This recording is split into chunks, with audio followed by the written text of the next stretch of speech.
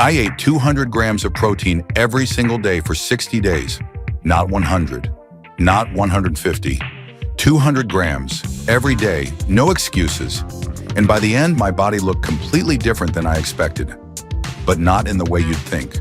Let me fix that. Because here's how this whole thing started. I kept hearing the same advice over and over. Eat more protein, eat more protein, eat more protein, like it was the answer to literally everything. Build muscle, protein, lose fat, protein, fix your sleep, somehow still protein. So I figured, fine, let's actually test it. Let's stop guessing and find out what 200 grams a day really does to your body over 2 months. And before you ask, no, I'm not a 250-pound bodybuilder who needs that much just to maintain. I'm an average guy, which means 200 grams was a genuine stretch for my body. This wasn't a small tweak. This was a full system overhaul. Let's talk about why protein even matters this much in the first place. Because most people think it's just muscle food and leave it at that. That's only a fraction of the story. Protein is made of amino acids, and amino acids are basically the construction crew for your entire body.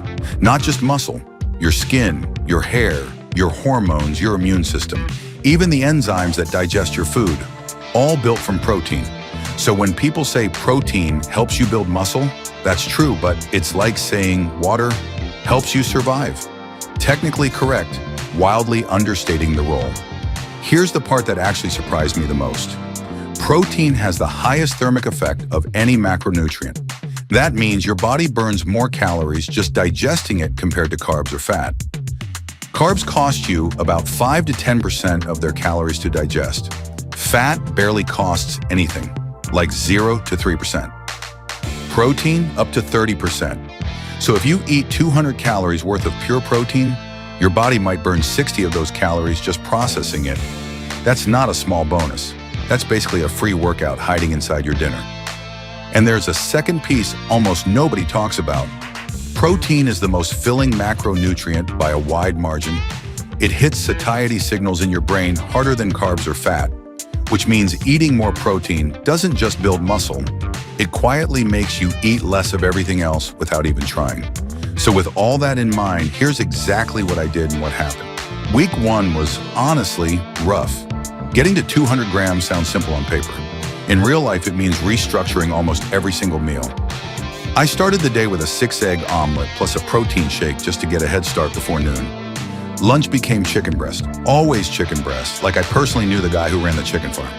Dinner was usually fish or lean beef with a second protein shake squeezed in somewhere because food alone wasn't cutting it.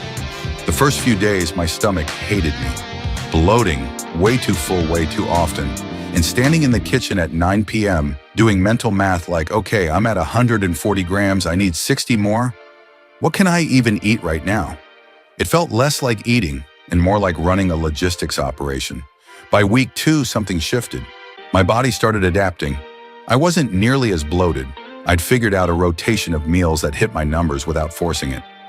Greek yogurt with a scoop of whey became my go-to snack. Cottage cheese, which I used to think was a punishment food, suddenly became something I actually looked forward to. The whole thing stopped feeling like a chore and started feeling automatic. Now here's where it gets interesting, because the changes weren't just about muscle. First, the obvious one. Strength went up. Not dramatically, not overnight, but steadily. More reps, slightly heavier weights, less of that running on empty feeling halfway through a workout. That tracks with what we already know. More protein means more raw material for your body to actually use the work you're putting in at the gym. Second, and this one caught me off guard, I was almost never hungry, like suspiciously not hungry. The cravings I used to get around 4 p.m., the ones that send you straight to whatever's closest and easiest, basically disappeared. Turns out when you're eating 200 grams of one of the most filling substances on Earth, there's not a lot of room left for random snacking. Third, recovery got noticeably better, less soreness, ready to train again sooner. Your muscles are quite literally rebuilding themselves out of protein after a workout. So giving your body more raw material to work with means that repair process runs smoother and faster. And fourth, this is the one nobody mentions. My skin and nails actually looked healthier. Sounds random, but remember, protein doesn't just go to muscle. It goes everywhere your body needs to build and repair tissue. Hair, skin, nails, all benefiting quietly in the background while you're focused on biceps. But it wasn't all smooth. Let's talk about the actual downsides, because I'm not here to sell you a fantasy. The biggest one, the social cost. Eating out became genuinely annoying. Every restaurant menu turned into a math problem. Does this have enough protein? Do I need to order 2 mains? Do I look insane ordering a side of grilled chicken with my already protein-heavy meal? Spoiler, yes, a little. Second downside, cost. Chicken breast, fish, eggs, whey, cottage cheese. None of that is cheap when you're eating it in bulk every single day. My grocery bill noticeably jumped for 2 straight months. And third, the digestive adjustment was real, especially in week 1.